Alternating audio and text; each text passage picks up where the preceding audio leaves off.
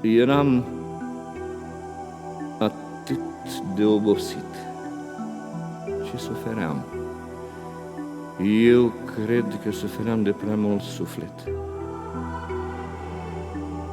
Pe dealuri zorile își deschideau ploapele și ochii înroșiți de nesomn.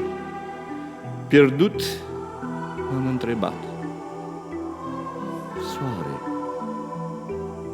cum mai simți nebuna bucurie de a răsări? Și în dimineața aceea fără somn,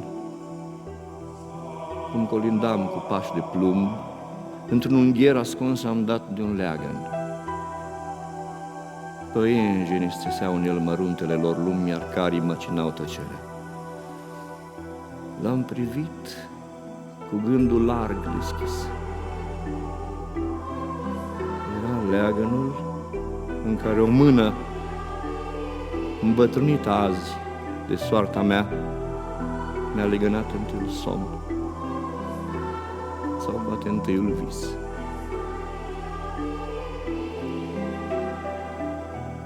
Mi-am pipăit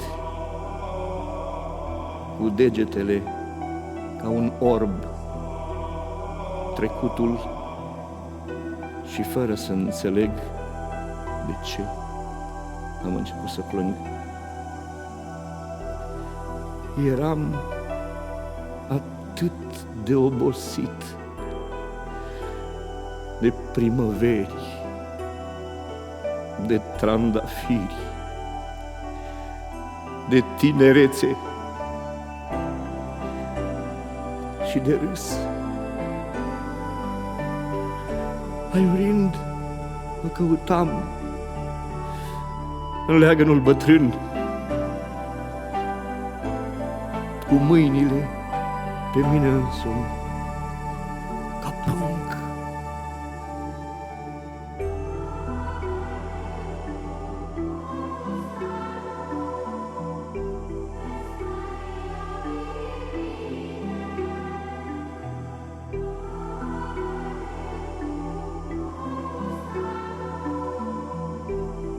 Din ceas de dus, adâncul acestei calme crește, intrată prin oglindă în mântuita bună.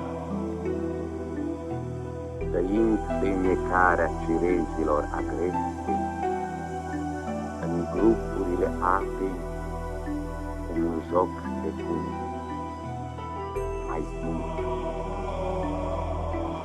Nadir latent, poetul ridică însumarea de harfe respirate și în flori în vers de fier. Și cântec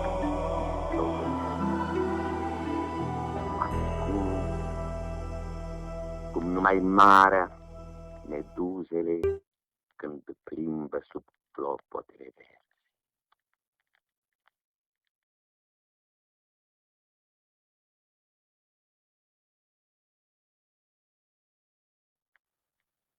Oul dogmatic. E dat acestui trist norod și oul sterb ca de mâncare. Dar viul ou, la vârf cu plod, făcute să-l privim la soare.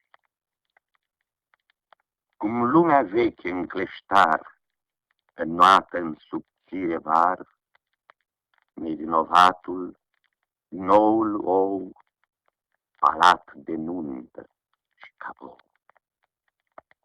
Din 3 atlazuri e culcușul, în care doarme minți albușul, atât de galeș, de închis, ca trupul drag surpat în vis.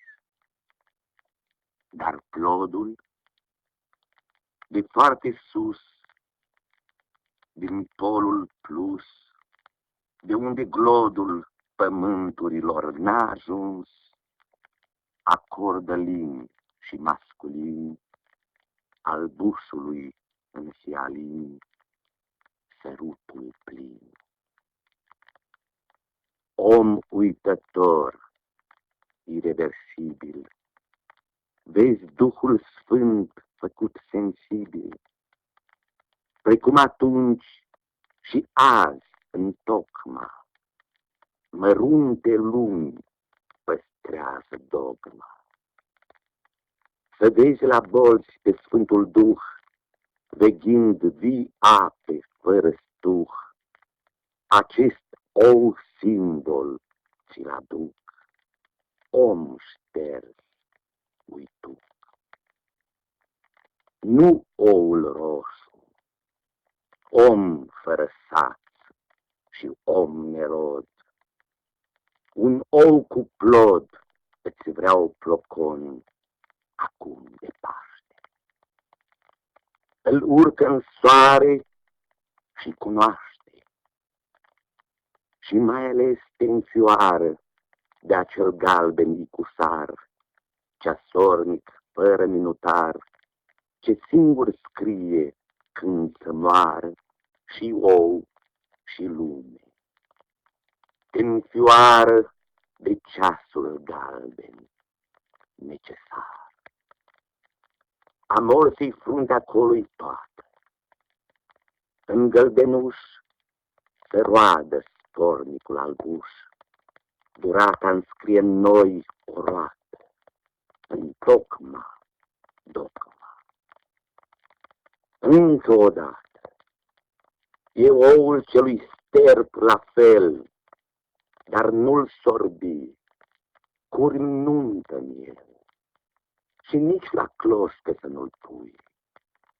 Îl lasă în pacea întâi a lui, că vinovat e tot făcut și sfânt doar nunta, începutul.